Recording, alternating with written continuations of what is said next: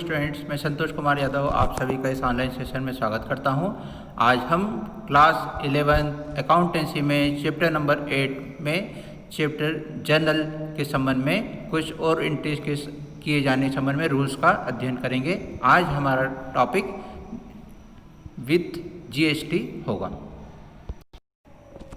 Goods and services tax, जैसे कि हम जीएसटी कहते हैं। GST is a tax levied on supply of goods and services. जैसा कि हम जानते हैं कि जीएसटी गुड्स और सर्विसेज की सप्लाई के ऊपर लगाया जाता है। Under it no distinction is made between goods and services for levying of tax. इस टैक्स के अंतर्गत गुड्स और सर्विसेज में किसी प्रकार का कोई अंतर नहीं माना जाता है। GST is a single tax at national level to be levied at all stages right from manufacture up to final consumption. GST के जैसा एकमात्र टैक्स है जो राष्ट्रीय स्तर पर हम किसी वस्तु के मैन्युफैक्चरिंग के से लेकर उसके फाइनल कंजम्पशन होने तक की स्टेजेस पर लगाते हैं। Under GST every person is liable to pay tax on his output और सेल।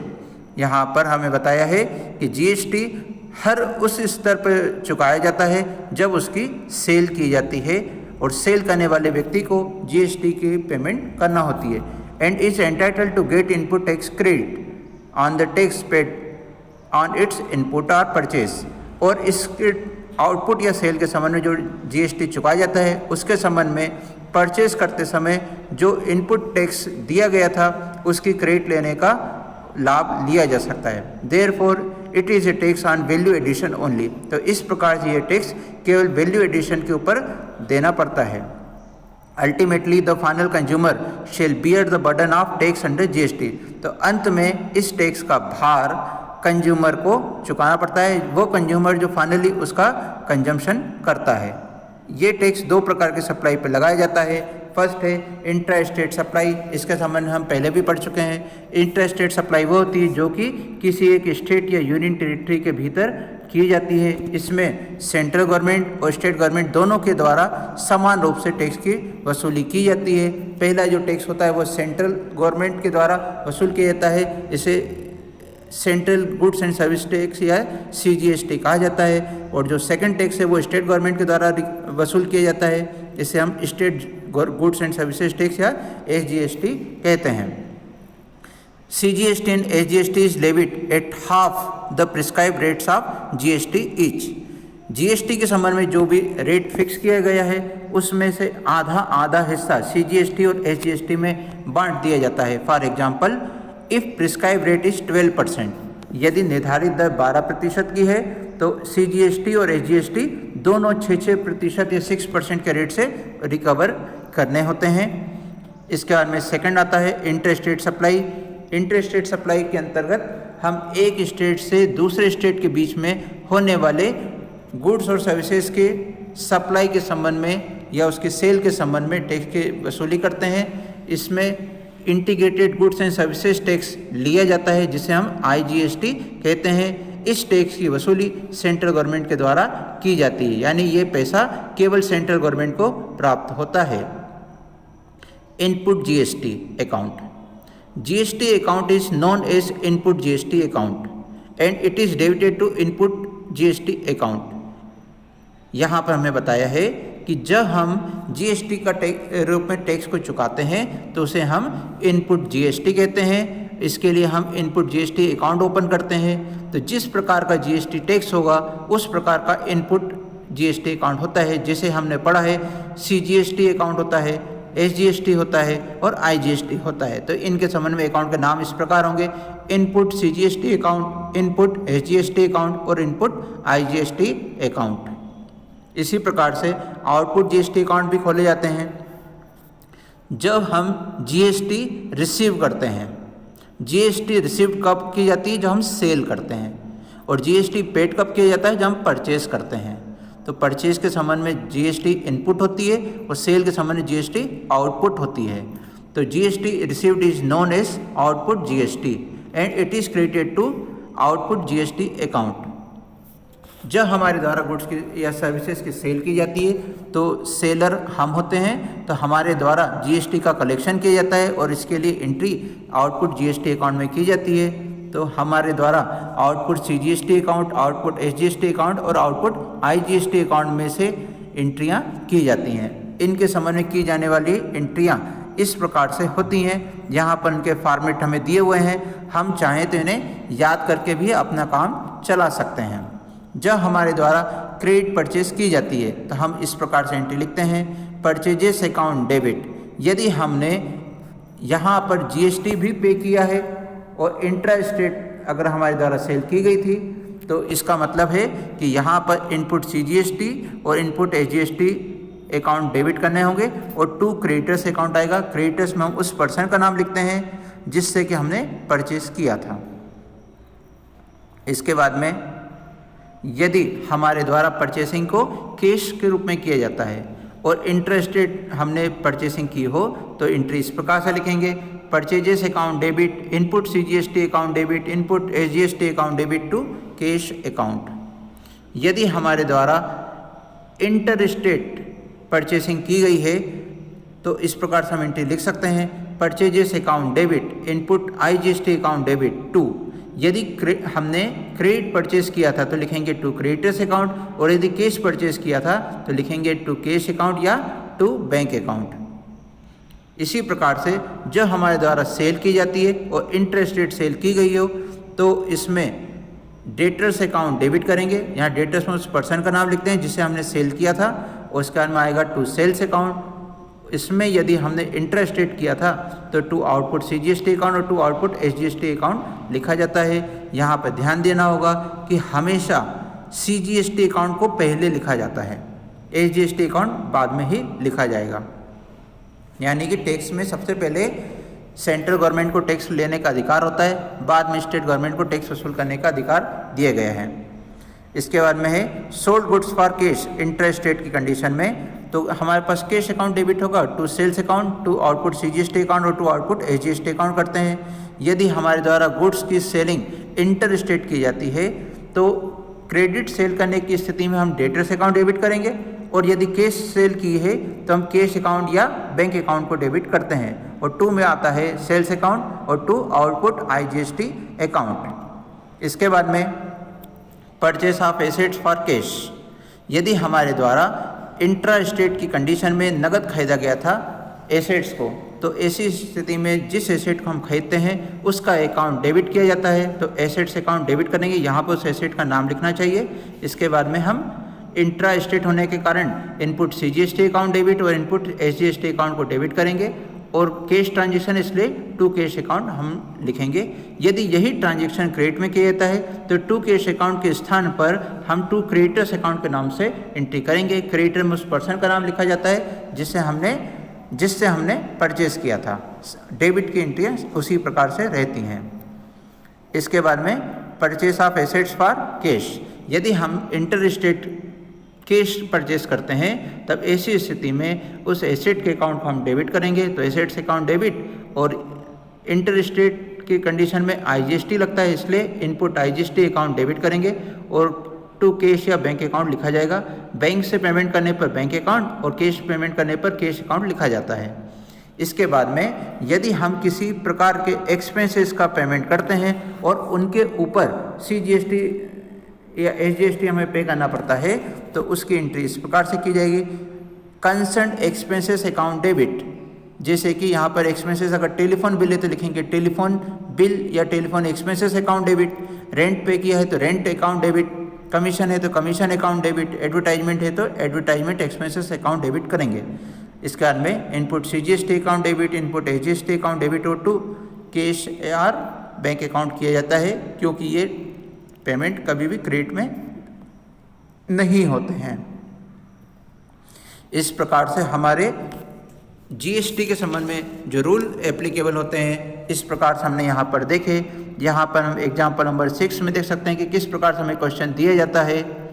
यहाँ हम देख सकते हैं कि परचेसिंग और सेल के संबंध में हमें इसमें जीएसटी के जो रेट हैं किस प्रकार का टैक्स लगा है, आईजीएसटी है या सीजीएसटी है, एजीएसटी है, तो उनके रेट्स दिए गए हैं। इनका हमें किस प्रकार से एंट्रियाँ करना होती हैं, इन रूल्स को हमने जो भी समझा है उनके आधार पर इस प्रकार से सॉल्व किया जाता है। और अंत में इसके बाद में जीएसटी में हमें एडजस्टमेंट या सेटिंग ऑफ की प्रोसेस को करना होता है। तो उसका रूल हम यहाँ देख सकते हैं। इनपुट जीएसटी इज एडजस्टेड और set of against the output GST and only then the excess of output GST over input GST is deposited in government account at the prescribed time. The following journal entries are passed. यह हमें बताया है कि जब हमारे द्वारा input GST के रूप में जो पैसा चुकाया गया था, यदि वो आउटपुट जीएसटी से कम होता है, यानी सेल करने पे टैक्स ज़्यादा बना और परचेज पे कम टैक्स था, तो जो डिफरेंस होता है वो डिफरेंस का पैसा हमें सेंट्रल गवर्नमेंट के अकाउंट में जमा करना पड़ता है। और इसका एडजस्टमेंट करने के लिए इस प्रकार से एंट्री हमें लिखना होती है। Output CGST account debit, output SGST account debit, और क्रिएट करते हैं हम इसमें to input CGST account to input SGST account. और इसके बाद में जो डिफरेंस आता है वो कहलाता है जीएसटी पेबल। तो इसके लिए हम टू जीएसटी पेबल अकाउंट के नाम से एंट्री करते हैं।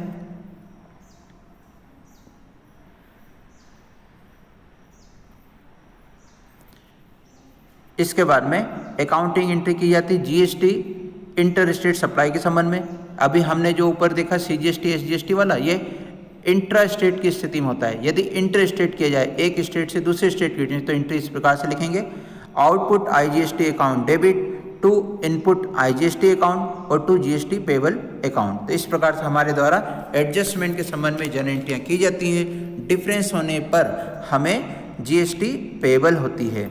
इस तरह का क्वेश्चन हम यहाँ देख सकते हैं, जहाँ पर कि इंट्रा स्टेट सप्लाई के संबंध में एक क्वेश्चन दिया गया है हमें। इसके बाद में हम इसका सॉल्यूशन यहाँ देख सकते हैं किस प्रकार से इसे सॉल्व किया जाना चाहिए और इसके वर्किंग नोट किस प्रकार से होते हैं। यहाँ पर हमें ट्रेड डिस्काउंट भी दिया गया था। इसके बाद में इंटर स्टेट सप्लाई के संबंध में एक न्यूमेरिकल क्वेश्चन हमें यहाँ पर दिया गया है, जिसका सॉल्यूशन हम यहाँ देख पा रहे हैं। और फिर इसके बाद में यहाँ पर एक हमें कॉम्प्रिहेंसिव क्वेश्चन दिया गया है, जिसमें कि सीजीएसटी एसजीएसटी तो दी ही है, साथ में अदर कंडीशन भी एप्लीकेबल हो रही हैं। इसके बाद में हमारा एक न्यू टॉपिक है ओपनिंग एंट्री के संबंध में। Every business opens new books of account on the first day of the new year। यहाँ हमें बताया है कि प्रत्येक बिजनेस के द्वारा एक नए वर्ष की शुरुआत में अपने अकाउंट्स की न्यू बुक ओपन की जाती हैं। In this books first of all the accounts having balances in the previous year are open or balances of assets and liabilities of previous year are forwarded in the new books of accounts in the beginning of new year. यहाँ हमें बताया है कि इसके लिए सबसे पहले हमें पिछले साल की एसेट्स और लायबिलिटी के जो बैलेंसेस थे, इनकी एंट्रियाँ न्यू ईयर के अकाउंट में लिखने के लिए ट्रांसफ़र करना होती हैं। For this a journal entry is made. इस कार्य के लिए हम एक जर्नल एंट्री करते हैं। As it is the first entry it is called the opening entry. चूँकि ये वर्ष की पहली एंट्री होती है, इसलिए इसे हम ओपनिंग एंट्री कहते हैं। In this entry all assets are debited and liabilities are created. इस एंट्री में हम सभी संपत्तियों को डेबिट करते हैं और लायबिलिटीज को क्रेडिट करते हैं। The difference in the debit amount and credit amount so recorded is balance by the capital. यदि एसेट और लायबिलिटी में हमें कोई डिफरेंस दिखाई देता है तो उसे कैपिटल माना जाता है। For this the following rule is applied for. इसके लिए हम जो रूल यूज़ करते हैं वो है debit all assets, credit all liabilities and capital. यहाँ पर हमारे सामने एक ओपनिंग एंट्री का क्वेश्चन दिया गया है, जिसमें कि हमें एसेट्स के हेडिंग में कुछ पॉइंट दिए हैं, कुछ लायबिलिटी के रूप में दिए हुए हैं। तो इनमें हमने अभी जो रूल देखा कि सभी एसेट्स को डेबिट करना चाहिए और लायबिलिटीज़ को क्रेडिट करना चाहिए। तो इसी आधार पर हम इसका सॉल्यूशन करेंगे। सभी एसेट्स का नाम हम डेबिट में लाइन से लिखेंगे। इसके बाद में क्रेडिट वालों के नाम लिखेंगे। डिफरेंस जो आ रहा है ये हमारे कैपिटल अकाउंट को शो करता है, जो कि इनका बैलेंसिंग फिगर है। तो इस प्रकार से ओपनिंग एंट्री की जाती है। बाद में कुछ स्पेशल एंट्रियां हैं। Accounting treatment of various transactions, stock account, और इस प्रकार से हम यहाँ देख सकते हैं जब हमारे पास में कोई स्टॉक लास्ट ईयर के एसेट में अनसोल्ड बच जाता है तो उसको हमें लिखना होता है, तो ये एसेट होती है, इसलिए क्लोजिंग स्टॉक अकाउंट को डेबिट किया जाता है एसेट में जो ओपनिंग एंट्री हम करते हैं, और इसे ही न्यू ईयर में ओपनिंग स्टॉक मान लिया जाता है। इसके बाद में सेकेंड एंट्री होती है, स्पेशल केस है ये, लॉस व फायर और थेफ्ट। ये घटनाएं बिजनेस में रेगुलर नहीं होती, कभी कभी होती हैं। तो इस प्रकार की स्थिति में ये जो लॉस है हमारे बिजनेस के लिए लॉस है, यानी नॉमिनल अकाउंट में आती है, और नॉमिनल अकाउंट का रूल कहता है कि लॉस के अकाउंट को हमें डेबिट करना होता है। तो यहाँ पर जो लॉस बाय फायर और थेफ्ट है उसके संबंध में दिया है, if goods are damaged due to fire और थेफ्ट और due to any other reason, it is a business loss and debited to the loss by fire or loss by theft account and credited to the purchases account। यहाँ पे मैं बताया है कि जो loss होती है वो बिजनेस की, उसे हम डेबिट करते हैं और परचेजेस अकाउंट को हमें क्रेडिट करना होगा क्योंकि लॉस गुड्स के संबंध में हुई है। तो इसमें हम एंट्री किस प्रकार से लिखेंगे, यहाँ हमें बताया है कि loss of stock by fire और theft account debit to purchases account. यदि विदाउट जीएसटी था तो इस प्रकार से एंट्री लिखते हैं, यदि इसके संबंध में कोई जीएसटी पेमेंट किया गया था तो उसकी एंट्री इस प्रकार से हम करेंगे जो यहाँ नीचे की तरफ दिया गया है।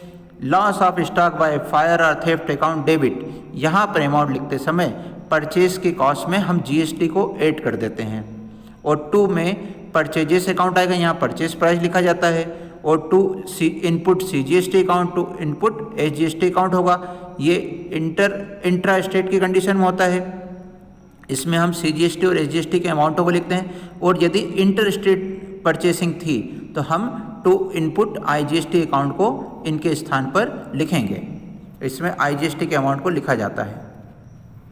इसके बाद में यदि हमारे द्वारा इन गुड्स का इंश्योरेंस कराया गया हो और उन इंश्योरेंस क्लेम हमने फाइल किया हो, तब एंट्री इस प्रकार से लिखी जाएगी, insurance company debit to loss of stock by fire और थेफ्ट अकाउंट। जब हमारे को इंश्योरेंस कंपनी से फुल अमाउंट का क्लेम मिल जाता है तो हम एंट्री लिखेंगे bank account debit to insurance company account.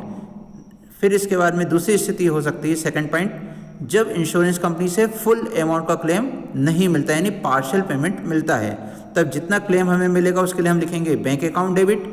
जो पैसा हमें क्लेम का रिसीव नहीं हुआ वो हमारे लिए लॉस होगी, इसलिए हम profit and loss account debit करेंगे, और टू इंश्योरेंस कंपनी अकाउंट किया जाता है।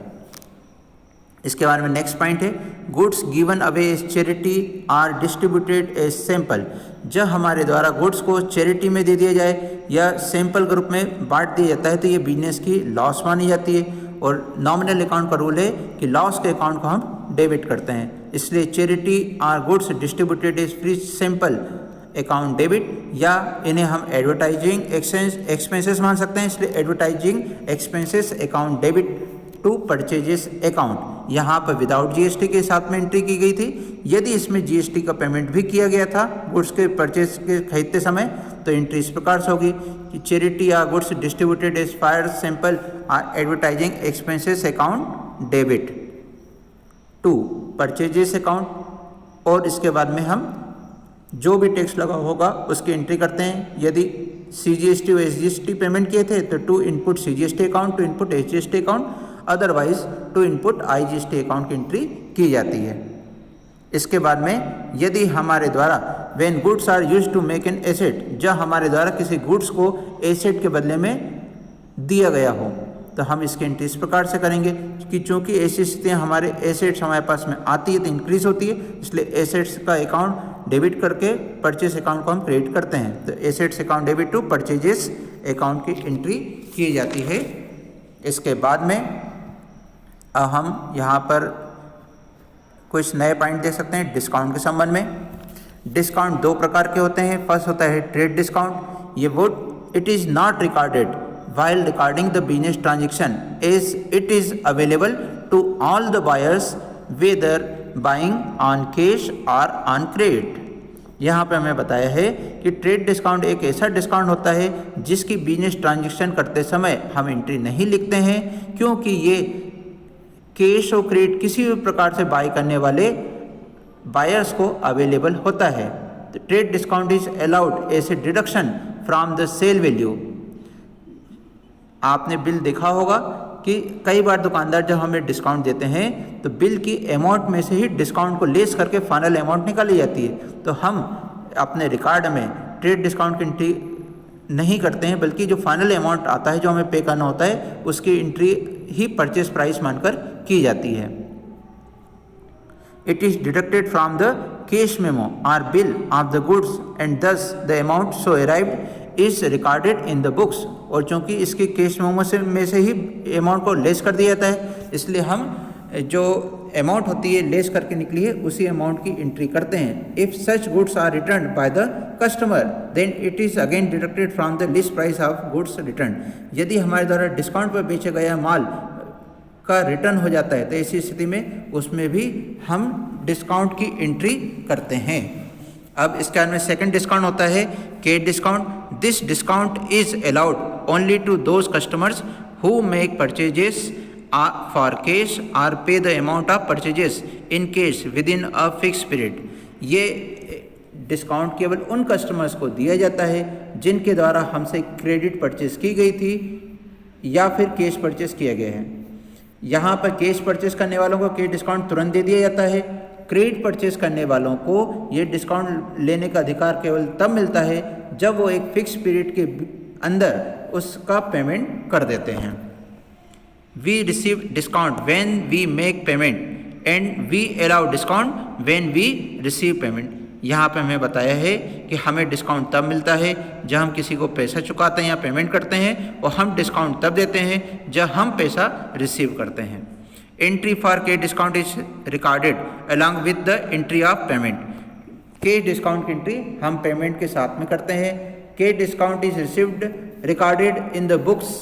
कैश डिस्काउंट की एंट्री हम बुक्स में करते हैं। इसके को हम नॉमिनल अकाउंट में एंट्री मानते हैं। ये दो प्रकार का होता है। एक डिस्काउंट रिसीव्ड अकाउंट इसके लिए ओपन किया जाता है। When we receive discount it is a gain to the business. जब हम डिस्काउंट रिसीव करते हैं तो ये बिजनेस के लिए एक गेन माना जाता है, और गेन के कारण गेन के अकाउंट हम क्रेडिट करते हैं। इसलिए एंट्री इस प्रकार से करते हैं। Creditors account debit to cash और बैंक अकाउंट और टू डिस्काउंट रिसीव्ड अकाउंट। इसके बाद में सेकेंड एंट्री होती है डिस्काउंट अलाउड के संबंध में। जब discount is allowed to customer, जब हम किसी कस्टमर को डिस्काउंट देते हैं तब डिस्काउंट अलाउड के नाम से एंट्री की जाती है। इसे बिजनेस के लिए लॉस माना जाता है, और डिस्काउंट अलाउस अकाउंट जो है या डिस्काउंट अलाउड अकाउंट है वो ओपन करते हैं और उसे लॉस के कारण डेबिट किया जाता है। तो cash account debit, bank account debit to discount allowed account debit to debtors account. यहाँ पर ध्यान रखना होगा, आप इन दोनों एंट्रियों में देख सकते हैं कि डिस्काउंट की एंट्री उसी साइड की जाती है जिस साइड में कैश की एंट्री होती है। यदि कैश का अकाउंट डेबिट होता है तो हम डिस्काउंट की भी एंट्री डेबिट की ओर करते हैं। यदि डिस्काउंट अकाउंट क्रेडिट होता है तो हम डिस्काउंट की एंट्री भी क्रेडिट साइड की ओर करते हैं।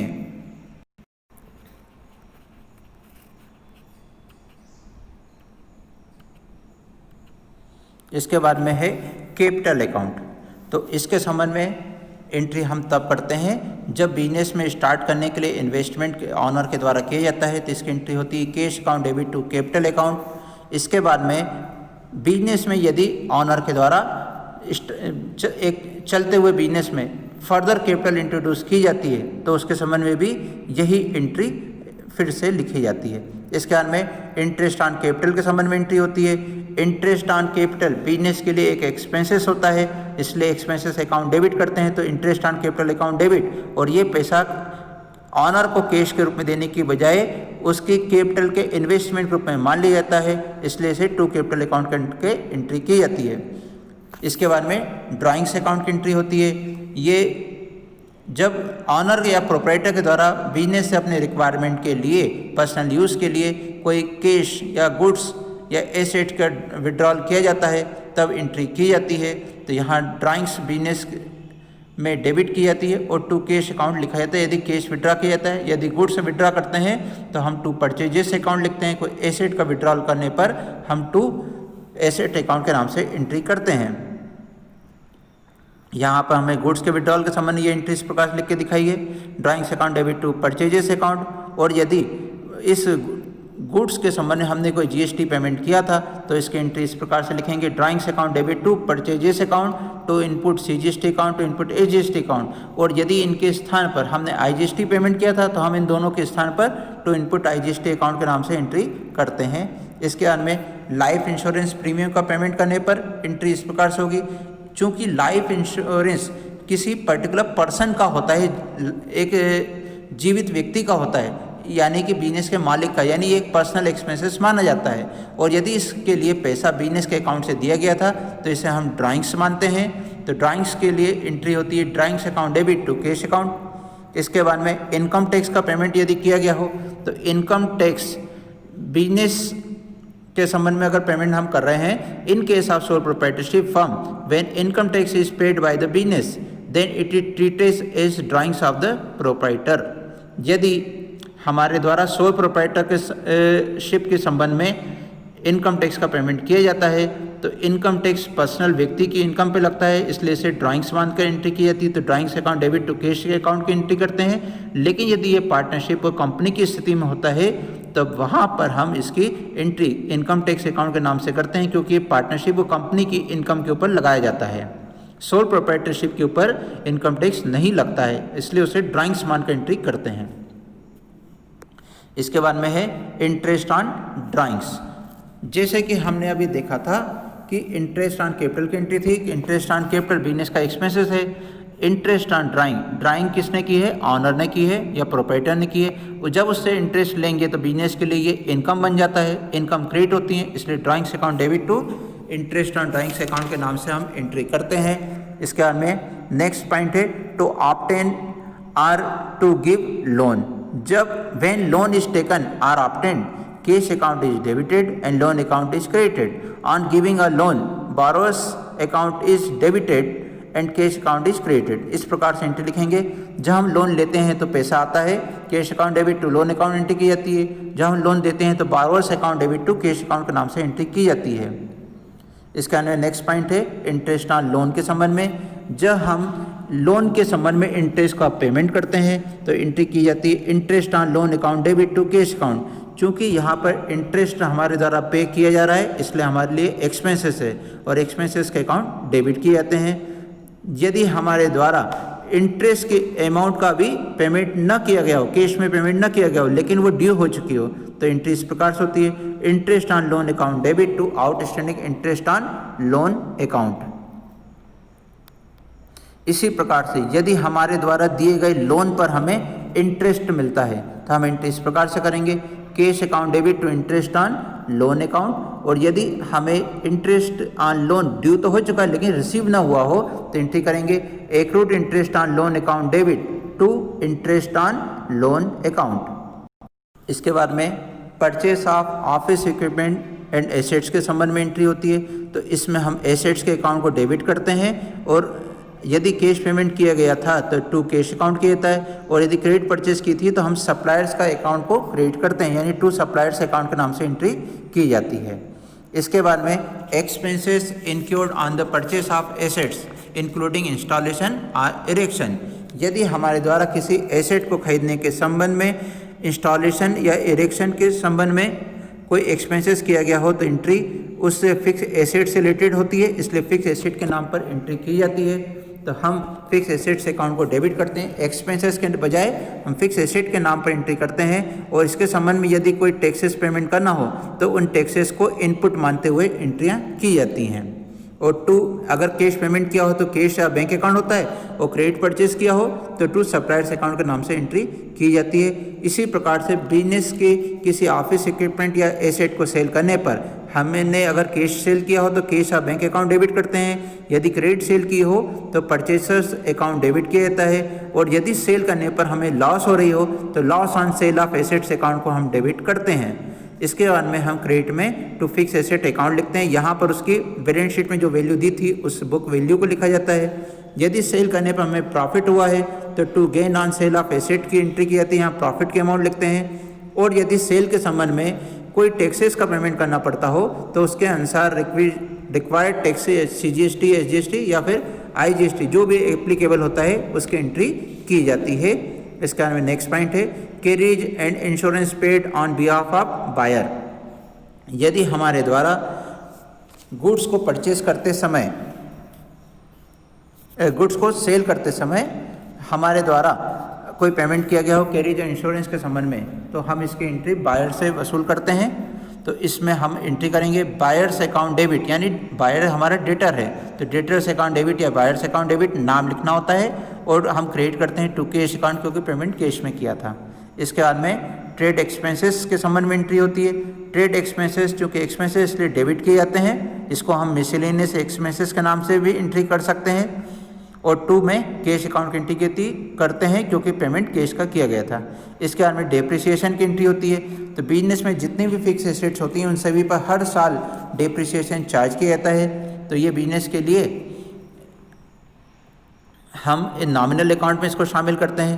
तो डेप्रिसिएशन अकाउंट हमें डेबिट करना होता है और एसेट जो भी जिसके ऊपर लगाया था उस कंसर्न एसेट के अकाउंट को क्रिएट किया जाता है। इसके बाद में बेड डेप्स की एंट्री आती है। बेड डेप्स वो तब हम मानते हैं जब हमारे द्वारा गुड की सेल क्रेडिट में की गई थी और उसके बाद में जो डेटर है उससे वो पैसा पार्टली और होली जो है वो वसूल करना संभव न रह गया हो, इरिकवरेबल कंडीशन उसकी हो गई हो। उसके कई भी कारण हो सकते हैं जिसमें इंसॉल्वेंसी या अन्य कोई रीजन भी हो सकता है। तब ऐसी स्थिति में वो जो डेप्ट था वो हम बेड डेप्ट मानते हैं और इसमें बेड डेप्ट अकाउंट को डेबिट किया जाता है और टू डेटर्स अकाउंट के नाम से एंट्री की जाती है। ये एंट्री हम तब करते हैं जब पूरी अमाउंट इरिकवरेबल होती है, लेकिन यदि पार्टली रिकवरेबल होता है तो ऐसी स्थिति में जितना पैसा हमें रिकवर होता है उसके लिए कैश अकाउंट डेबिट करते हैं। जो पैसा रिकवर नहीं होता है उसके लिए बेड डेप्ट अकाउंट डेबिट की एंट्री की जाती है और टू डेटर्स अकाउंट के नाम से हम एंट्री करते हैं। इसके बाद में यदि एक बार हम किसी डेट के बेड डेप्ट मान कर एंट्री कर चुके हैं, बाद में वो रिकवर हो जाता है, तब एंट्री इस प्रकार से की जाएगी, उसे हम बेड डेप्ट रिकवर्ड कहते हैं। तो cash account debit to bad डेप्ट रिकवर्ड अकाउंट के नाम से एंट्री की जाती है। इसके बाद में आता है rebate. When the seller of the goods allowed a reduction in the value of goods sold after the sale has been conducted, जब एक बार सेलर के द्वारा माल को बेचने के बाद जो कीमत होती है उस कीमत में भी बाद में कमी कर दी जाए तो उसे हम रिबेट कहते हैं। Rebate is different from trade discount because both are allowed for different reason. Rebate हम किसी से जल्दी से पैसा वसूल करने के संबंध में वसूल करते हैं, जबकि ट्रेड डिस्काउंट सभी कस्टमर्स को दिया जाता है। रिबेट में be allowed for reason such as goods sold of substandard quality, goods being not as specification। अब आप इसको समझ सकते हैं कि रिबेट हम कब देते हैं कि जब हमारे द्वारा किसी घटिया किस्म का माल बेचा गया हो या फिर ख़राब माल बेचा जा रहा हो तो उसको सस्ते में बेचने के लिए जो हम सेलिंग प्राइस कम करते हैं उसे रिबेट कहते हैं। तो इसमें रिबेट देने के संबंध में रिबेट एक लॉस होती है। Rebate account allowed account debit करते हैं टू डेटर्स अकाउंट की एंट्री की जाती है। यदि जीएसटी का इसमें पेमेंट किया गया हो तो उसमें आउटपुट टैक्स होता है, क्योंकि यहाँ सेल हो रही थी तो इसमें जो भी कंसर्न टैक्स होता है उसके अकाउंट को डेबिट किया जाता है। यदि जीएसटी हमें रिसीव होती है तो creditors account debit to rebate received account के नाम से एंट्री की जाती है। यदि इसमें कोई जीएसटी एप्लीकेबल होती है तो हम इसके संबंध में, चूँकि यहाँ पर हम परचेस करते हैं तो हमें रिबेट मिलती है, इसलिए ये इनपुट टैक्सेस में आती है तो कंसर्न जीएसटी की एंट्री इसके साथ में की जाती है।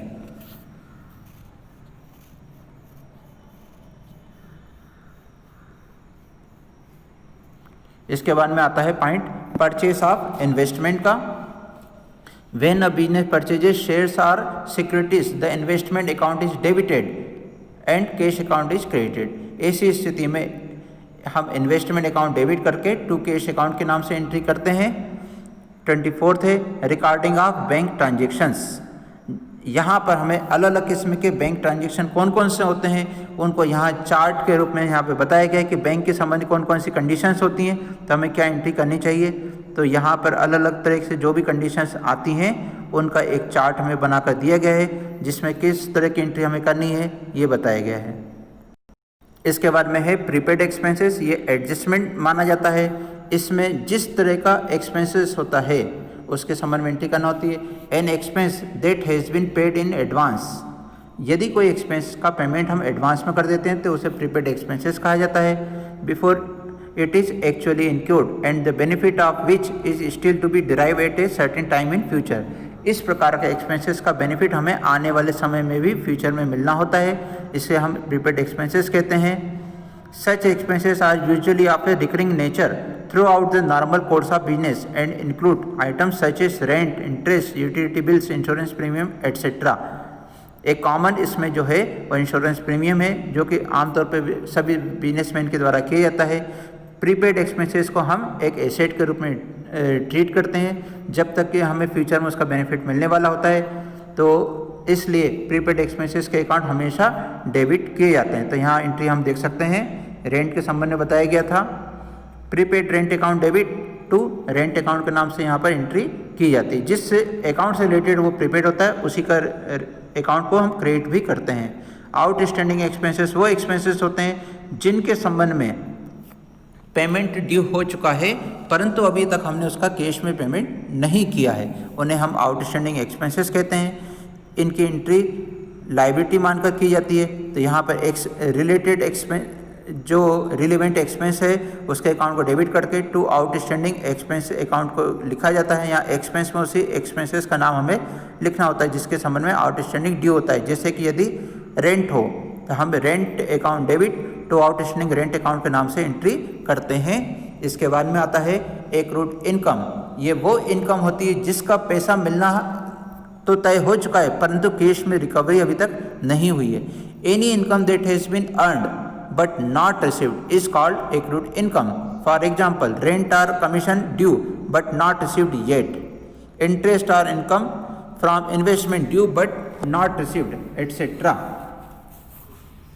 तब ऐसी स्थिति में ये सभी एक्रूड इनकम को हम एसेट मानते हैं और आप जानते हैं कि एसेट्स के अकाउंट डेबिट किए जाते हैं, तो इसलिए हम एक्रूड इनकम अकाउंट डेबिट और टू इनकम अकाउंट के नाम से एंट्री करते हैं।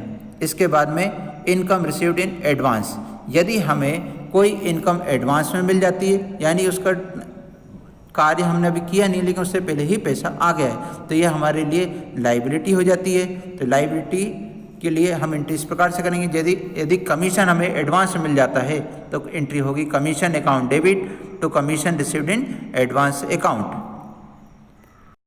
तो इस प्रकार से हमने इस चैप्टर में जितने भी प्रकार के ट्रांजैक्शन हो सकते हैं उन सभी के संबंध में किस प्रकार से एंट्री की जानी चाहिए विथ जीएसटी, विदाउट जीएसटी, सभी के संबंध में इस वीडियो में हमने देखा है, समझा है। आप इसमें दिए गए एंट्रीज को एक अगर सूची बना लेते हैं, उनकी लिस्ट तैयार कर लें, तब क्वेश्चन को सॉल्व करते समय आप इन्हीं के आधार पर इसको समझ सकते हैं कि किस प्रकार से एंट्रियाँ लिखी जानी चाहिए, उनके संबंध में क्या रूल्स होते हैं, क्यों इस प्रकार से डेबिट या क्रेडिट किया जाता है। तो इस प्रकार से आप इनको सीख सकते हैं।